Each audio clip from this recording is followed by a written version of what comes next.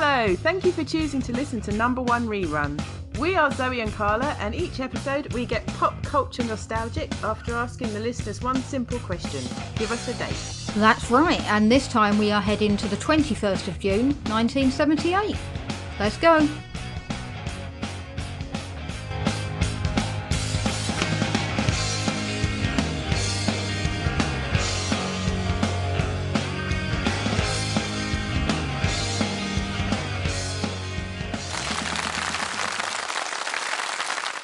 Hello, Zoe. Hello, Carla. And as we just said, we are going back to the 21st of June, 1978 on this one. Now, this is going to be tricky for me, Carla. You were minus 2 months. Yeah. Yeah, it comes into the rules because, of course, we said send in any dates between 1978 and now. It does. Zoe was born on the 8th month of 1978. Not that I'm going to be much help because I would have been only 4 months old myself. Well, I'm expecting you to carry this episode. I'm fully ready to carry. Okay. This episode was suggested by someone that follows our Facebook page, Manabel. So thank you very, very much. We're really excited. We don't know this person, but they saw our call for people to send in dates and they sent this, which apparently their birthday. Thank you, Manabel. We hope that we do it some form of justice for you. It's a really good date, actually. I mean, I don't want to give spoilers, but it's a really good date. We normally do the single first, followed by the film, but they kind of interlock for this one. Oh, interlock. Good word. Yeah. Because the number one single in the UK at the time was You're the One That I Want by Olivia Newton-John and John Travolta. And the number one film in the US was Grease. So I think we should just talk about that as a package rather than, go through them separately this time. My main thought about this film is that I loved this film when I was younger. And I don't actually know how that works because I clearly didn't see it at the cinema. I remember watching it on video. My sister and I used to go round to our neighbour's house and watch it. And we used to stand on their sofa and dance along to all the songs. Clearly didn't have any idea what it was really about when we were doing that. It's quite rude. I mean, this is a film I don't remember the first time I saw it. It's always been in my life as far as I'm aware. It's just always been there. And I had it on video and I used to watch it over and over and over again to the point where I probably could say the script along with them. When you look back, you're like, oh God, that's really rude. Yeah. I mean, the whole Rizzo thing. Yeah, Rizzo. And then lyrics to Grease Lightning, filthy. Yeah. Nevertheless, what a film. It's one of my favourite films ever. Me too. And you know what was so good about it is that when we were watching it when we were younger, we didn't know that it was so filthy. And that's really nice.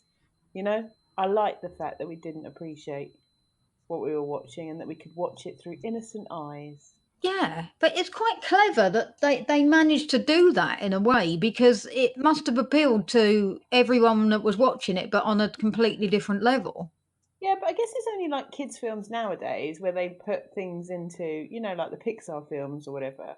I don't think it's on quite the same level, though, Pixar. They didn't even try and disguise these lyrics. No, that is true. They're not double meaning, they're just rude. There was that older bloke who was a TV presenter. Yeah. Vince Fontaine. And they didn't shy away from everyone sort of fawning over him and... No, I mean, like the way that he was with one of the pink ladies, like the cool pink lady, Marty, who I think everyone wanted to be when they were younger. I know I did, and I still want to be Marty now. I mean, there's still hope, right? Yeah, I mean, you're not far off her. I've got pink socks, so work my way from the bottom up. Yeah. You've got a leather jacket. Oh no, the pink ladies didn't wear leather jackets. Yeah, I don't want to be a T-bird, rude. That's out of order, isn't it? Yeah, apologies. I got them mixed up there for a second.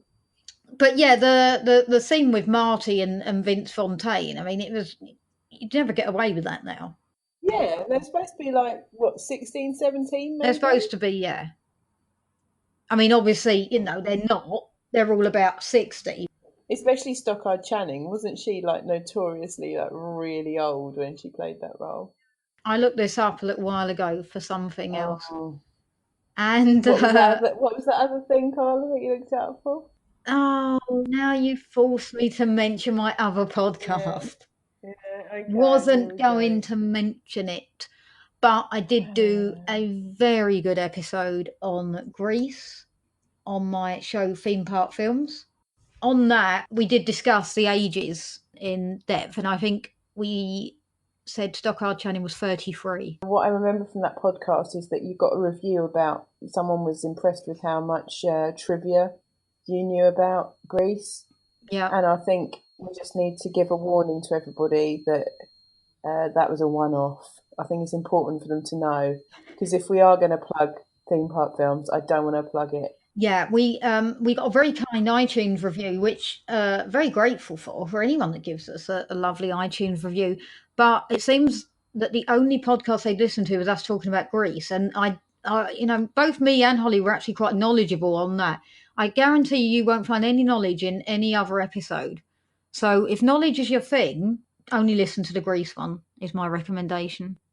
And that's the charm that you have, Carla, is having no knowledge. So I don't think that should put people off. I just think it's only fair that they know. It's only fair you're given a fair warning. You're not going to learn anything.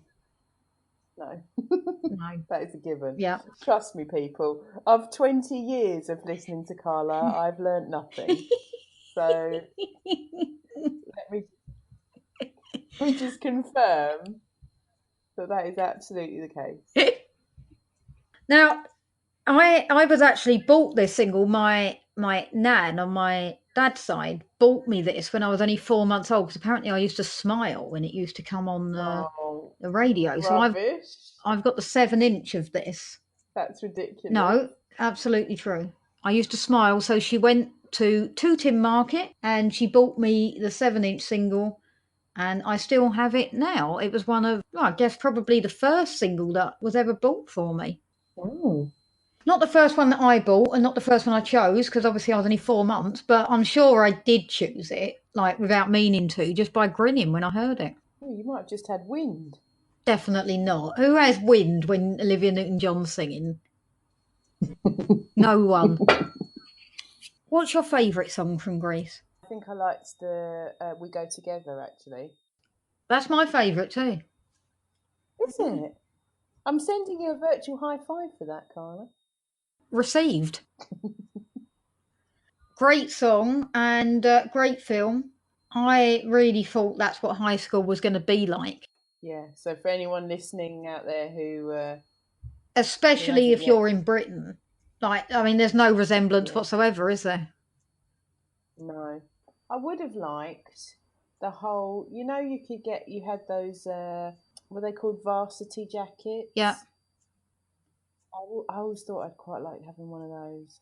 Instead of the rubbish, like nowadays you get like a rubbish hoodie, Yeah, which has got graduation year and all the names of the people on it. I would have preferred to have something like a varsity jacket. I don't know. I've never graduated. I didn't go to uni. Didn't get anything. Oh, don't you get them at school as well? No, I left school at like 16. Yeah, I know that, but I thought in the States you got something. Wasn't it something to do with like whatever the team was that they had at?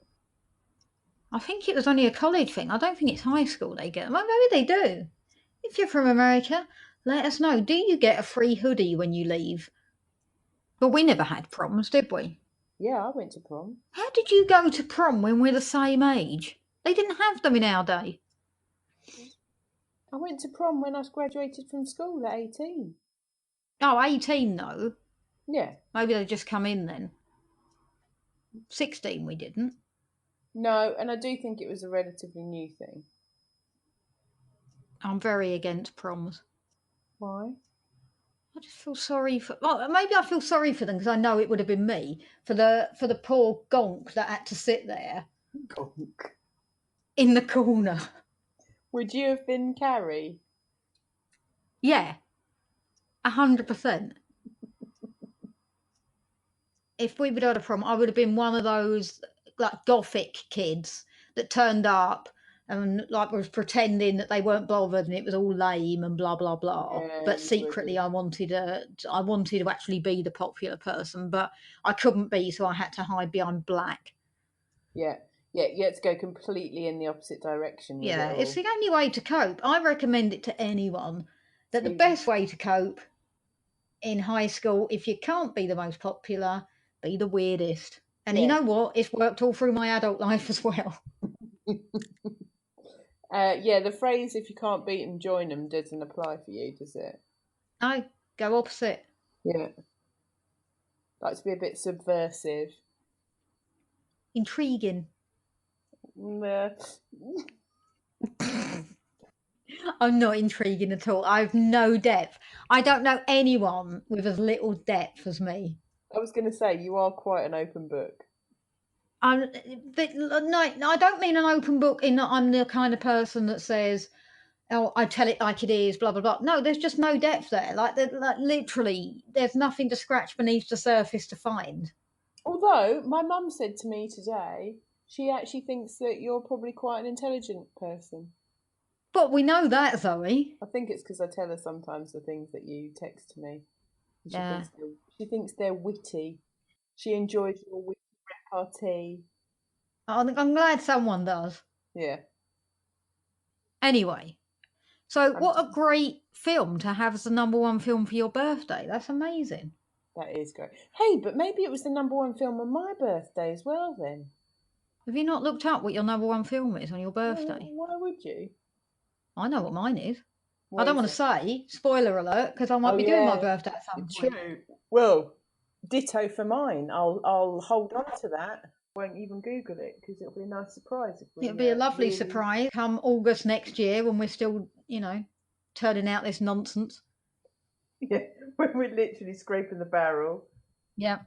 Now, on to the TV guide of the day. Are you going to tell us what you have chosen as your number one pick? Yeah, so mine seems like an interesting choice considering in the whole day it only took up 5 minutes of airtime. But Okay. my pick is Paddington. Paddington. Were they really only 5 minutes? Yeah, apparently. I had a look at this earlier. Paddington. I still love Paddington. I have a bit of an unhealthy soft spot for Paddington. Like Paula Abdul has a soft spot for cats, that kind of thing. No, no. I haven't written a song about him. You don't want to dance with Paddington and have him smoking and hogging the covers like he does in Opposites Attract. No, I would like to dance with him, but that's as far as I take it. Not dirty dancing. No, not dirty dancing. Good. Little digression, but I really am into Paddington. You know, there's been the whole revival now of Paddington with the Yeah, films. it's a big thing now, isn't it? It is a big thing. So I was in John Lewis when I was pregnant, and I was looking at the Paddingtons because I really wanted to buy a Paddington for my daughter. And they had this Paddington there who was wearing a Hawaiian shirt, and when you pressed a button, he did a little jig to some Hawaiian tune. It was great, and his Hawaiian shirt was reversible. So on the other side, it was his normal duffel coat. I mean, that must be a very thick Hawaiian shirt if it doubles up as a. It must be boiling. No, it was a very thin duffel coat. So really, it's not helping him in any weather, is it? No. For Mother's Day, before I had given birth, my sister bought her a Paddington bear. You celebrated Mother's Day before you were actually a mother? I didn't. My sister did. I thought it was a nice touch. Well, you would, because you're getting presents. No, I didn't get a present. My daughter got a present. Why is she getting a present on Mother's Day? Does your sister understand the concept of Mother's Day? 1, you have to be a mother, not a daughter. And 2, you have to be born. Yeah, I know, but you can get cards that are for mother-to-be as well. It's got out of control, hasn't it? It's really ridiculous. Some of the things that you see in the card shops now, I'm just baffled by it. It's modern life, Carla. You need to move with the times. Modern life, honestly, I just spend my whole days confused by it.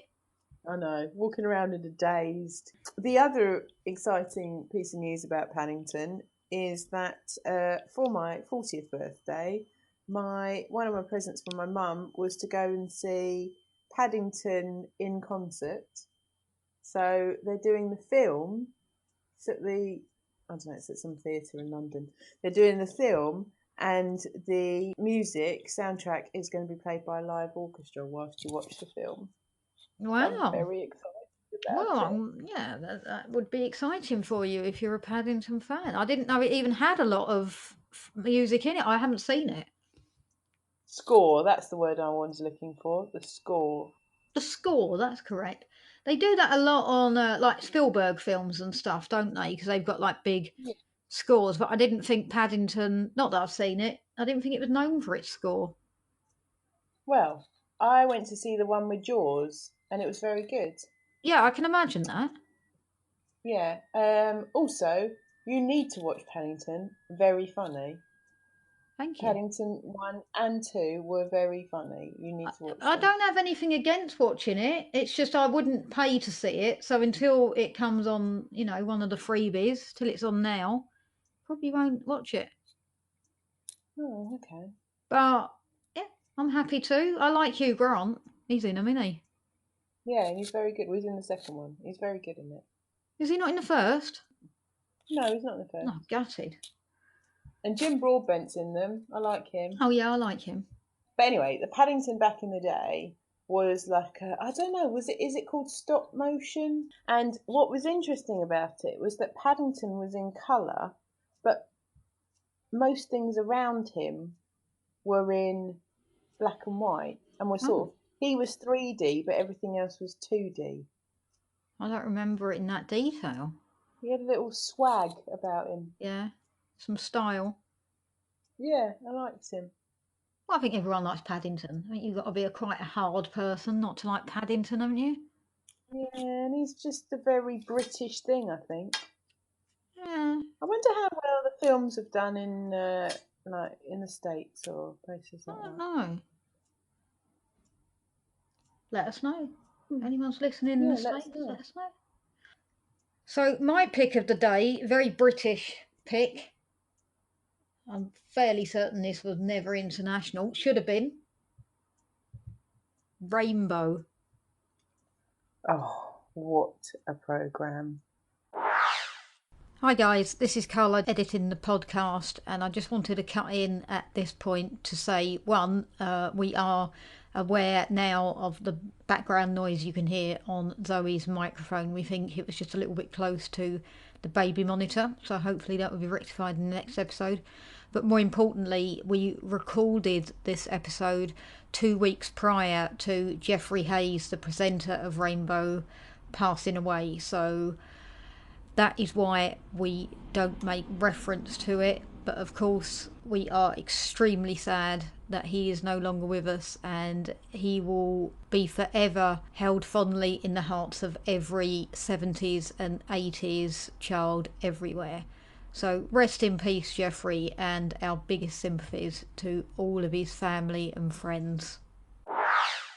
And like you with Paddington, I was amazed to find out that Rainbow was actually only 15 minutes long typically. No, was it really? No, I'm shocked by that, because that felt like a really long programme. Yeah. In a good way. In a good way. I mean, they crammed a lot into the 15 minutes. So for anyone that hasn't seen Rainbow, I mean, I don't even know how you begin to explain what it is. So it's a normal bloke, and I don't think he's supposed to be the dad, more... No, a guardian. Guardian, yeah. There's a bear called Bungle, who's a big bear, like he walks and stuff. And then you've got two, I don't know what zip he was, but he was some puppet with a zip for a mouth. And George, who was a hippo, I mean, it was just great. I just can't praise this show enough. I'm not doing it justice. No. And I think we should be clear that Bungle was someone in a bear suit. Well, he wasn't real. No, Carla, sorry. And you know who else was in it? Rod, Jane and Freddy. Rod, Jane and Freddy. Love Rod, Jane and Freddy. It wasn't Rod, Jane and Freddy to start off with, though, was it? Rod, Jane and Roger. Is that who they were? Oh, that sounds wrong, doesn't it? I prefer You feel safer with Rod, Jane and Freddy. Yeah, Rod, Jane and Roger. That sounds like they're doing horrible things to Jane. What happened to Roger? Don't know. If Roger is listening, let us know. Basically, it was Jeffrey, who was the man, was looking after the puppets and Bungle, and they were always arguing, weren't they? And Zippy was like the mouthy one. Bungle, I don't know. I was never a big fan of Bungle. He was just kind of there, wasn't he? He was a busybody. No, he didn't have a strong personality, Bungle. No, he didn't. And George was undoubtedly the start of the show. Absolutely amazing. The best thing ever. Agreed. And then they would get like a tap on the door, and it would be Rod, Jane, and Freddie, and they'd come in and sing a song. And do a dance. There was normally a dance. A little dance. And as I recall, Jeffrey used to then read a story to everyone. And all of that happened in 15 minutes. I don't think that could be right, Carla. I think Wikipedia's got it wrong. I think they must. I looked it up on Wikipedia just to check when it ran, because I just wondered how long it was actually on telly for. And it was 70s to the early 90s it actually ran for. But yeah, when it came on, it said running time 15 minutes. I was like, oh God. When I remember so clearly sitting on the floor in front of the telly watching it. Like, I just can't tell you what a vivid memory I have of it. Was that in July 1978, Carla? Sarcastic. I was not sitting up at 4 months. Well, but we've already established that you were a very advanced child. Well, in an earlier episode, we also established I didn't walk till I was nearly 2, so I certainly wasn't sitting up at 4 months. You might have started sitting up and then thought, oh, I'm quite comfy here. That would sum you up perfectly. You're like, I'm good with this. That I sat up and thought, no, not for me. Yeah. And then just went floppy until I was 2. No. I think you would have sat up and gone, it's good enough, and not bothered with the whole walking thing. That's what you would have done. Quite happy with this.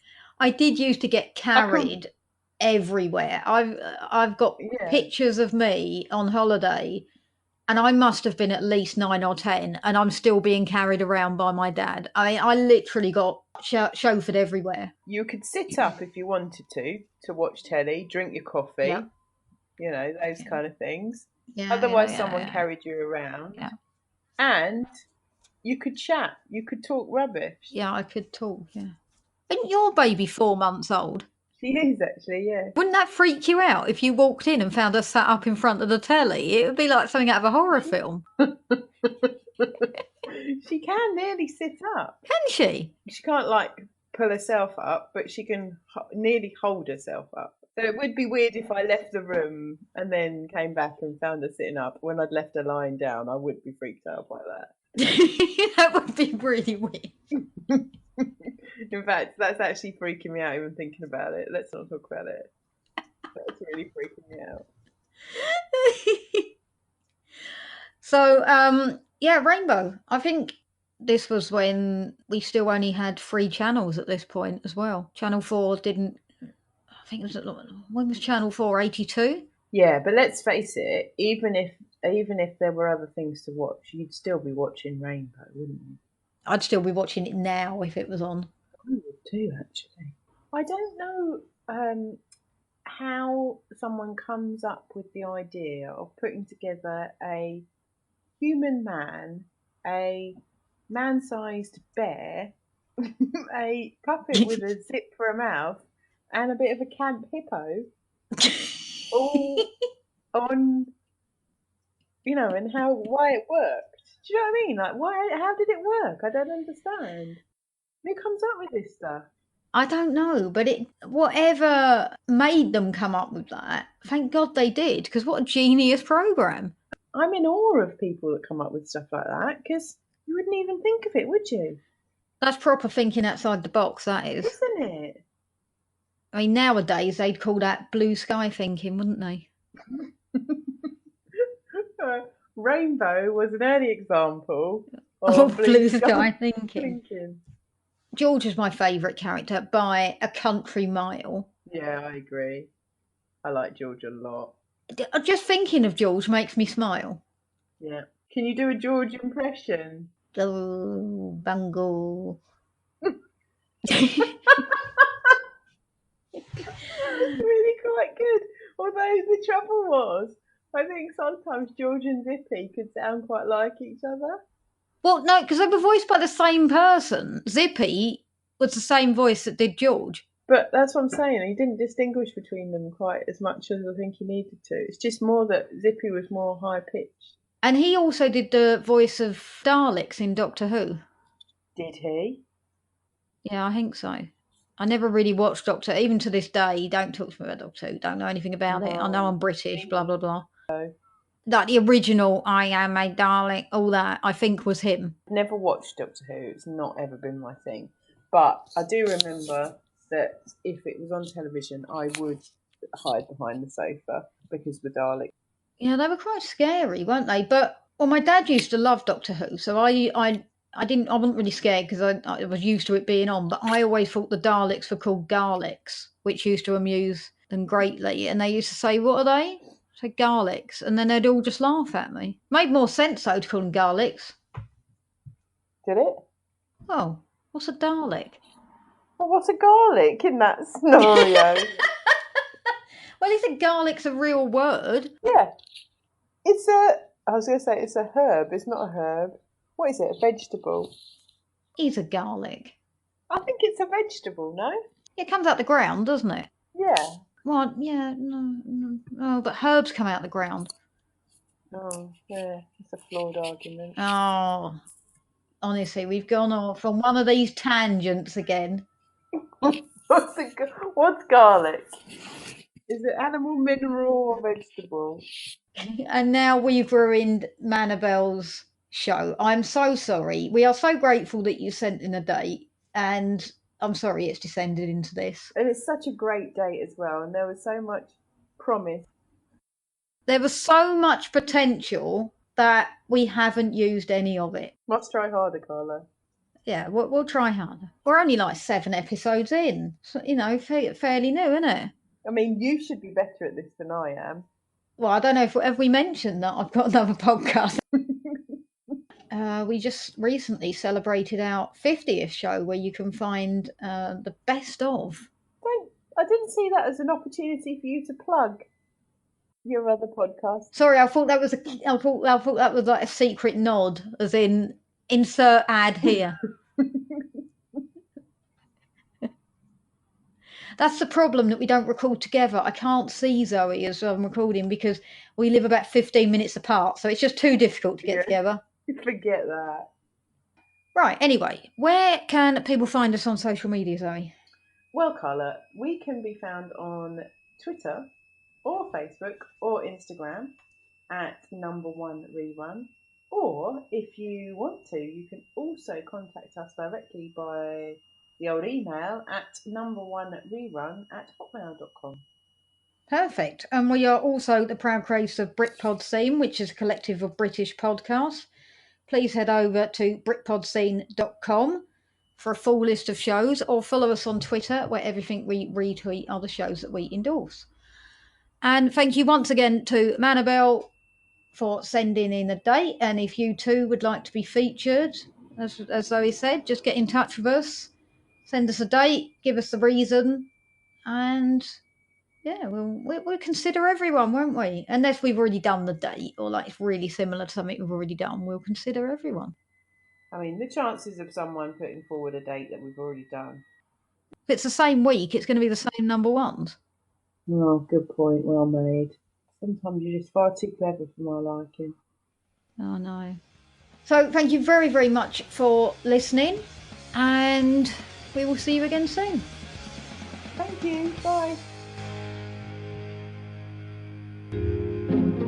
Number One Rerun podcast is part of Britpod Scene, an independent network of uniquely British podcasts that's always growing. Check out BritPodScene.com or follow BritPodScene on Twitter to find out more.